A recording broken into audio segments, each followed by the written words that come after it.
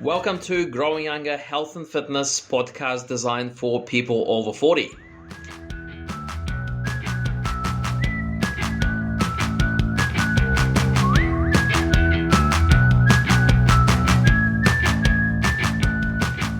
Hello guys, Alex here from Growing Younger, and the topic of today's podcast is the 5 considerations or factors that you must take into account when exercising after the age of 40. So it's no secret that our bodies undergo changes as we mature, and particularly when we get to the age of 40 and especially 50, our bodies are quite different in more than one way. Quite different to how we were in our sort of teenage years and in our 20s. And some of these changes they lurk under the surface, so they're not obvious. And some changes you know of, like for example, your energy levels might have dropped compared to your younger years, or you might have noticed that your strength is not as good as it used to be. So we're going to discuss what are the things that you need to be aware of when you're trying to get fit, when you're exercising after the age of 40. Okay, so number one thing we're going to discuss is so if you have any pre-existing injuries or niggles, any kind of aches and pains, for many people it's back pain, for some it's shoulder, knees, ankles, whatever it is. If you're not exercising now and you're thinking of starting to exercise, I would highly recommend that you get those things diagnosed. So any niggles that you might have might be a good idea to go and see a physio or a doctor, a health professional that will kind of tell you exactly what's wrong with you, and they'll give you some pointers, some help in terms of how to adjust your training plan so you can account for those injuries and not make it worse. What we see a lot in our fitness studio in Growing Younger is when people come and they might have a niggle, okay, and they think, oh, it's only mild, it's nothing major, and if they ignore it, if they don't mention about it, and they start exercising, you see when you start exercising, you start to push your bodies a little bit harder, okay, and things that used to seem to be quite mild, all of a sudden they come up to the surface and they become something more major. So when you start exercising, you're putting more stress on your body, which is fine as long as there's nothing wrong with you. But if there's an underlying weakness in the body, if there's an undiagnosed injury, that injury potentially could get worse. So it is pretty important to get those injuries accounted for, diagnosed, and they can be built into your plan. So I would say, something like 70% of people who come to us, they carry at least one injury, one or another. Back, shoulder, knee, whatever it is. And, in most cases, you can still exercise. As long as you get a customized program that kind of works around those injuries, you can still continue to exercise. It's just that you need to know about it, and then you can make up your plan accordingly, okay? So get those injuries diagnosed, get those injuries attended to, and then you're good to go. Now, the second thing you need to take into account is focus. You need to really focus on your flexibility. So flexibility and mobility.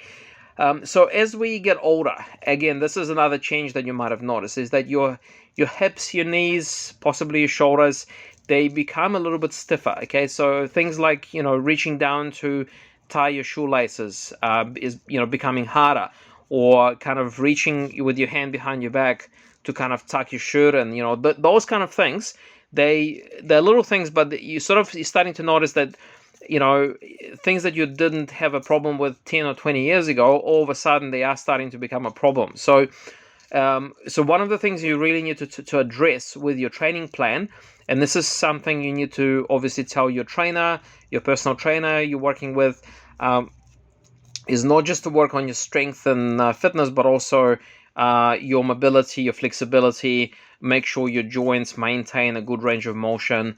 So shoulders, lower back, hips and knees are the ones to really keep an eye on, okay? So some of the kind of common exercise regimes that address these issues are yoga, Pilates, and static stretching exercises could also help as well. One way to actually test yourself on how good your flexibility is stand up, keep your knees straight, and try and touch your toes. Okay, if you can do that without having to bend your knees, then chances are your flexibility is not too bad. If you cannot, then you should probably pay attention to stretching and getting your joints and muscles more flexible. All right, third thing is strength training. Now, strength training is at least as important as cardiovascular fitness. Okay, so traditionally, there's a lot of emphasis on cardiovascular fitness. So things like, walking, running, biking, swimming, whatever it is for you, playing tennis, golf, whatever it is. Now, all these things are great and they're very, very good for you. They keep you healthy, but it's not enough. Okay, if you just go for a bike ride, if you just go for a good brisk walk, it's great, but it's not enough. Okay, you need some strength training.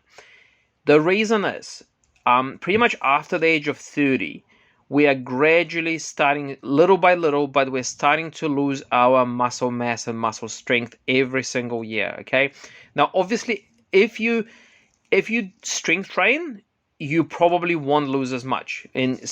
Sometimes you won't lose at all, okay, in your muscle strength, but you need to do something about it. If you do nothing, if you do no strength training, you will automatically gradually lose some muscle strength every single year. So there's a bit of research that says that per decade, we could lose as much as 5% of our muscle strength. For some people, it might be even more than that. So strength training is very important. Now, I'll give you some examples of what strength training could look like. So obviously, you could do some gym-based resistance workouts, using some gym machines. If you don't have a gym, access to a gym, you could do even like home-based strength programs. So you could use your body weight to do some exercises. So it could be things like press-ups, squats, planks, sit-ups, whatever. There's a lot of exercise you don't actually need equipment for. Okay, so some people use that as an excuse that they don't have any equipment at home. Well, you don't have to have equipment. Okay, so you could use furniture. You could just use your own body weight to do strength exercises.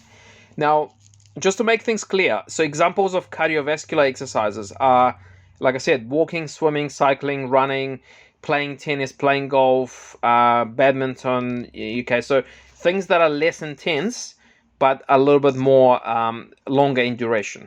Okay. Now, number 4.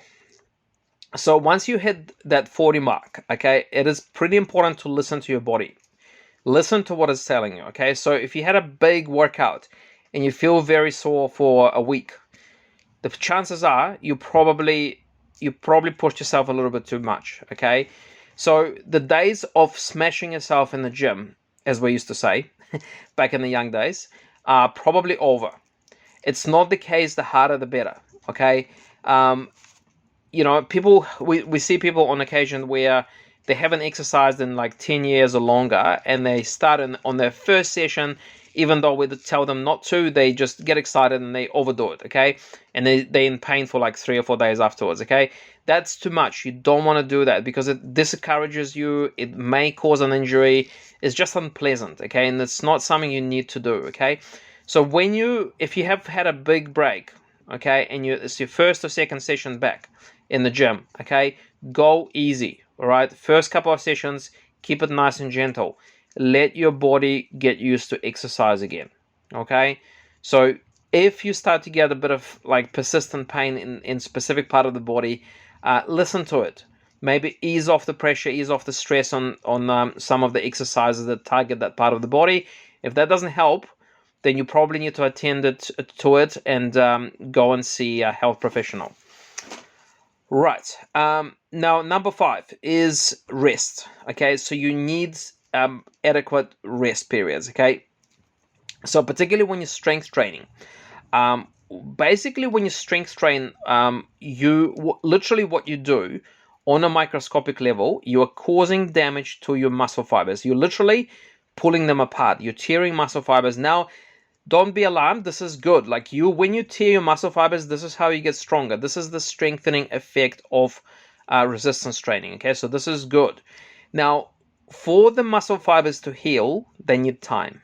Okay, so that's why you don't work out exactly the same muscle every single day. Okay, because you're only causing more damage to the muscle and you're not letting it recover. So you need at least a day in between your workouts targeting the same muscle, sometimes even more than a day, okay? So make sure that you have adequate rest periods in between your training sessions. Now, training is also important to, just to let your body recover, okay? You'll feel better if you just, if you listen to your body, if you, after a workout, if you're feeling excessive fatigue, again, it's probably a sign that you push yourself a little bit too hard, okay? Recovery and rest is as important for strengthening, for getting your maximum strengthening effect as the actual workout itself. So make sure that you allow adequate rest for your body to get the maximum benefit of exercise, but also to keep yourself safe and minimize the risk of injury, okay? Now, so these are the 5 kind of major things that we I guess have come to realize are important for people over 40 who want to keep active and keep exercising, which is obviously very important. Again, this is based on our experience. These are the 5 things that people sometimes struggle with, and I think if you can nail it, if you can get those 5 things right, I think there's a good chance you have a really good run. You'll enjoy your training, you'll get good results, you'll feel much better and happier, and you'll achieve your fitness and health goals. So hopefully that was helpful. Look, guys, we would like to get some feedback on this podcast.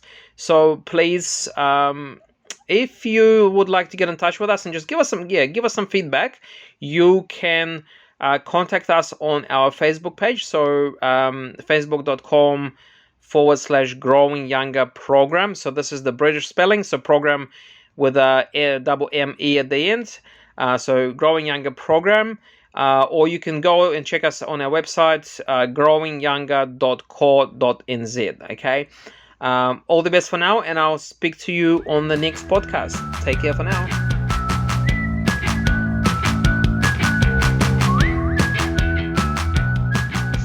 Okay, guys, so I hope you found the podcast of value. If you did and you're struggling with your own health and fitness journey, there's a link in the description for a free discovery call with me.